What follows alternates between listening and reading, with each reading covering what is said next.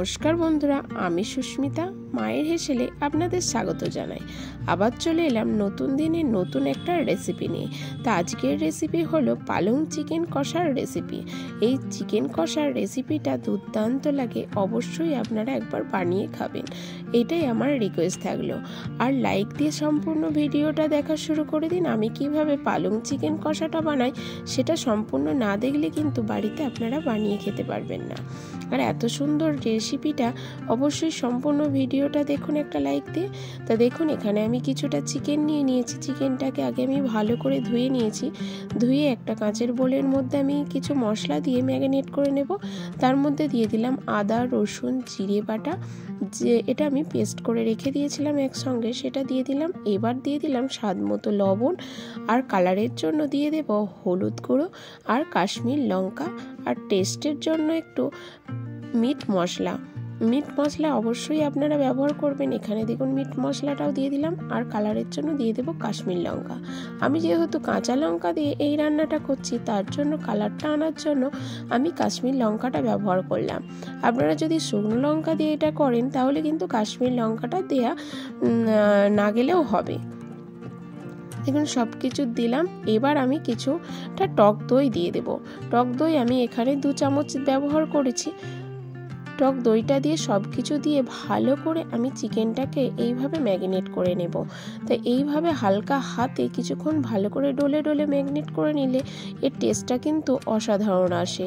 আর আপনাদের রিকোয়েস্ট করলাম যে এই পালং চিকেন কষাটা অবশ্যই বাড়িতে একবার বানিয়ে খাওয়ার অনুরোধ রইল, দেখবেন অসাধারণ লাগবে, এটুকু গ্যারান্টি দিতে পারি।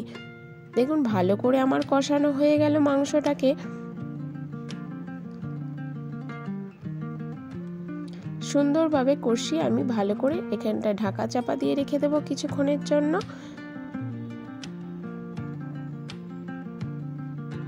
এবার পালং যে চিকেন কষার জন্য যে পালং শাকটা কিন্তু অবশ্যই নিতে হবে। এখানে দেখুন আমি একদম কচি পালং শাক নিয়ে নিয়েছি। দেখুন এবার গোড়াটাকে আমি কেটে ফেলে দিয়ে আমি শুধু পাতাটা নিয়ে ব্যবহার করেছি। আর সুন্দরভাবে আমি পালং শাকটাকে ধুয়ে নিয়েছি। ধুয়ে আমি জল ঝরিয়ে রেখে দেবো। এবার আমি কিছু পেঁয়াজ নিয়েছি, 2টো কাঁচা লঙ্কা, একটা টমেটো ভালো করে কুচিয়ে রেখে দিলাম। এবার পালং শাকটা ভাপিয়ে দেব। তার জন্য গ্যাসের ওপর কড়াই চাপিয়ে দিলাম, আর কিছুটা জল দিয়ে আর সামান্য একটু লবণ দিয়ে আমি পালং শাকটা 1 থেকে 2 মিনিট মতো একটু ভাপিয়ে নেব। যেহেতু আমার পালং শাকটা খুবই কচি, তা বেশিক্ষণ লাগবে না, তার জন্য আমি এখানে 1 থেকে 2 মিনিট মতো একটু ভাপিয়ে নেব, যাতে পালং শাকের যে কাঁচা গন্ধটা সেটাও চলে যাবে। দেখুন 1 থেকে 2 মিনিট পর আপনাদের কাছে ফিরে এলাম। কত সুন্দর পালং শাকটা সিদ্ধ হয়ে গেছে ও একটু বেশ নরম হয়ে সফট হয়ে গেছে। এবার আমি পালং শাকটা একটা ঝাঁঝরি থালার মধ্যে জলটাকে ঝেড়ে নেব। সুন্দরভাবে আমি পালং শাকটাকে জলটা একদম ঝেড়ে নেব।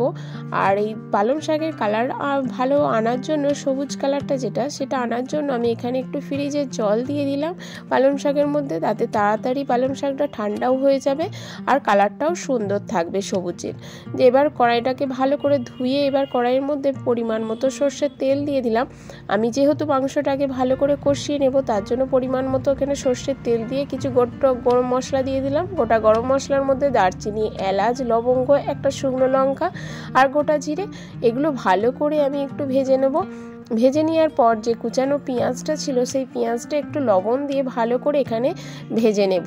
আর লবণটা দিয়ে পেঁয়াজটা ভাজলে কি হবে, তাড়াতাড়ি ভাজা হয়ে যাবে আর পেঁয়াজটাও খুব সফট হয়ে যাবে। দেখুন ভালো করে আমি এখানে ভেজে নিচ্ছি। আর অবশ্যই কিন্তু আপনারা এই রান্নাটা একটু লো ফ্লেমে করবেন। আমি কেননা বেশি জল ব্যবহার করব না, সেই জন্য এখানে সব কিছু ঠিকমতো রান্না হওয়ার জন্য লো ফ্লেমে অবশ্যই এই টাইম নিয়ে রান্নাটা করে নেবেন। দেখুন সুন্দরভাবে পেঁয়াজটা নরম হয়ে এসেছে। এই সময় কেটে রাখা কাঁচা লঙ্কা আর টমেটোটা দিয়ে দেবো। টমেটোটা আর কাঁচা লঙ্কাটা আবারও আমি 1 মিনিট মতো ভালো করে তেলের সঙ্গে ভেজে নেব। তাতে কি হবে, পেঁয়াজটাও নরম হয়ে যাবে আর টমেটোটাও নরম হয়ে যাবে।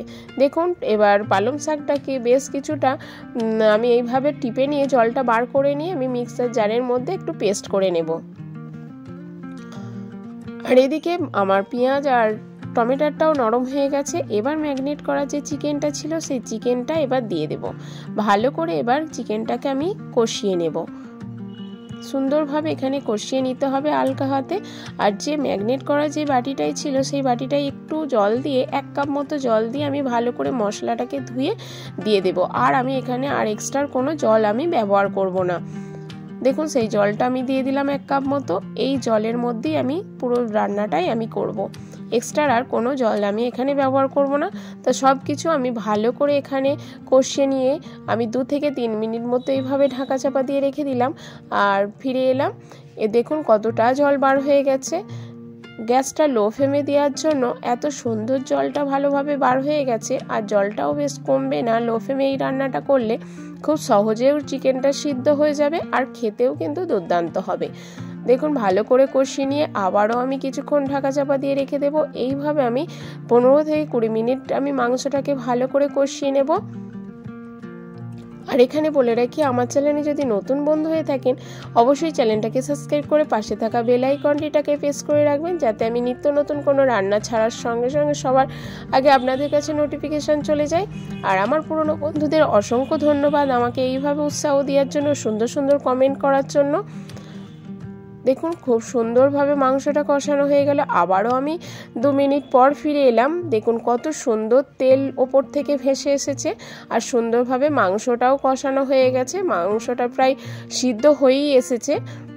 এবার এই সময় দিয়ে দেবো যে পালং শাকের যে পেস্টটা করে রেখেছিলাম সেই পেস্টটা।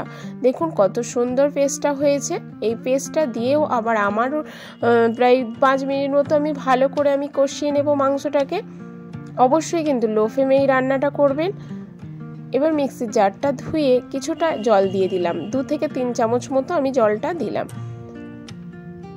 ভালো করে আমি এখানে কষিয়ে নেব পালং শাকের পেস্টটা দিয়ে। এই পালং শাক দিয়ে চিকেন কষাটা খুব সুন্দর লাগে, গরম রুটি বলো, পোলাও বলো, পরোটা বলো, দুর্দান্ত লাগে এই রেসিপিটা। অবশ্যই বাড়িতে কোনো চিকেন এলে তার থেকে 4-5 পিস ছড়িয়ে রেখে দিয়ে এইভাবে কচি পালং শাক দিয়ে কষিয়ে দেখবেন, অসাধারণ লাগবে, ঠকবেন না, এটুকু গ্যারান্টি দিতে পারি। দেখুন কত সুন্দর তেল ওপর থেকে ভেসে এসেছে আর কালারটা দেখুন কত সুন্দর হয়েছে।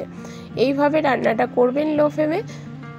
আস্তে আস্তে একটু টাইম নিয়ে রান্নাটা, যে কোনো রান্না করলেই দেখবেন টেস্ট অসাধারণ আসে। এইভাবে আবারও আমি 1 মিনিট মতো এবার কষিয়ে নেব। তো দেখুন কত সুন্দর তেল ছেড়ে দিয়েছে ওপর থেকে।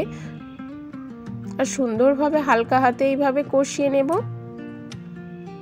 আর কালারটাও দেখুন খুব সুন্দর সবুজ কালারই আছে। ভালো করে কষিয়ে নিচ্ছি। আর এতে একটু জল ব্যবহার করলে হবে না, অল্প এইভাবে কষা কষা করে রান্না করতে হবে, তাহলেই কিন্তু খেতে দারুণ হবে। দেখুন এখানে কষানো আমার হয়ে গেছে আর পুরো পালং শাক যে চিকেন কষা আমার পুরো রেডি হয়ে গেছে। এবার গ্যাসটা অফ করে দিয়ে আমি অন্য পাত্রে তুলে নেব পরিবেশন করার জন্য। আর গরম গরম রাতের ডিনারের সঙ্গে, পরোটার সঙ্গে আপনারা সার্ভ করতে পারেন। দেখুন কত সুন্দর লোভনীয় হয়েছে আমার এই পালং চিকেন কষাটা। আর এই রেসিপিটা আপনাদের যদি ভালো লেগে থাকে অবশ্যই লাইক, শেয়ার ও কমেন্ট করতে ভুলবেন না। আর আমার চ্যানেলে যদি নতুন বন্ধু হয়ে থাকেন চ্যানেলটাকে সাবস্ক্রাইব করে পাশে থাকা বেল আইকনটিটাকে প্রেস করে রাখবেন, যাতে আমি কোনো রেসিপি ছাড়ার সঙ্গে সঙ্গে সর্বপ্রথম আপনার নোটিফিকেশন চলে যায়। এবার আমি পাত্রে তুলে নিয়ে 1 চামচ বাটার দিয়ে আমি সার্ভ করব। দেখুন কত সুন্দর লোভনীয় হয়েছে এই চিকেন কষাটা। অবশ্যই বানিয়ে খাবেন বাড়িতে। আর যদি ভালো লেগে থাকে তাহলে আত্মীয় পরিজনদের ওর বন্ধুদের সঙ্গে একটু শেয়ার করে দেবেন রেসিপিটা। সম্পূর্ণ ভিডিওটা দেখার জন্য ধন্যবাদ। ঘরোয়া রান্না খাবেন, সুস্থ থাকবেন, ভালো থাকবেন। আবার আসবো পরের রেসিপিতে। ততক্ষণ টাটা, বাই বাই।